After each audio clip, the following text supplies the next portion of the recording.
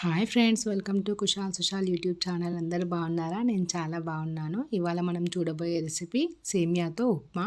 చాలా బాగుంటుంది, తప్పకుండా ట్రై చేయండి. ముందుగా స్టవ్ వెలిగించుకోవాలి, కడాయి పెట్టుకోవాలి.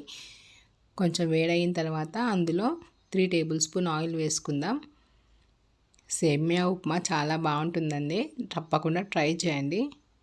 ఆయిల్ హీట్ అయిన తర్వాత 1 టేబుల్ స్పూన్ తాలింపు గింజలు వేసుకుందాం. నేనైతే జీలకర్ర ఆవాలు తీసుకున్నాను. అవి కొంచెం చిటపట అన్న తర్వాత 2 టీ స్పూన్ శనగపప్పు, 2 టీ స్పూన్ మినపప్పు వేసుకున్నాను. ఇవి దూరగా వేగాలి. దూరగా వేగిన తర్వాత అందులో స్లైసెస్ లాగా కట్ చేసి పెట్టుకున్న ఆనియన్ వేసుకుందాం. నేనైతే పెద్ద సైజు ఒక ఆనియన్ తీసుకున్నాను.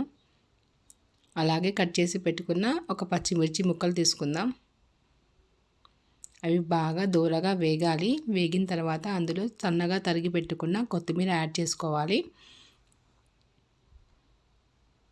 ఉల్లిపాయ, పచ్చిమిర్చి అన్నీ వేగిన తర్వాత దీంట్లోనే 1/2 teaspoon ginger garlic paste వేసుకుందాం. అది కూడా మంచి స్మెల్ వచ్చేంతవరకు వేగించుకోవాలి. అన్నీ బాగా వేగిన తర్వాత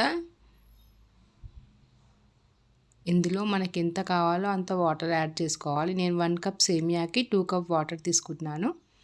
మీరు కూడా మెజర్మెంట్తో ప్రకారం వేసుకోండి.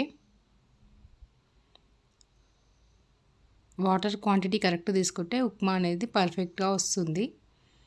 టేస్ట్కి సరిపడా సాల్ట్ యాడ్ చేసుకోండి.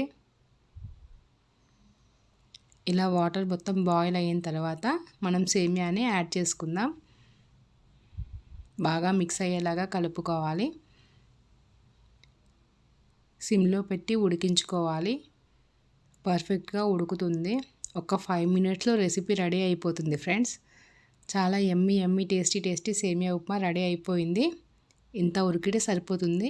దీన్ని మనం ఇప్పుడు సర్వింగ్ ప్లేట్లోకి సర్వ్ చేసుకుందాం. ఇలా సర్వ్ చేసుకున్నాం ఫ్రెండ్స్. చాలా బాగుంటుంది, తప్పకుండా ట్రై చేయండి. Thank you for watching. Thank you friends.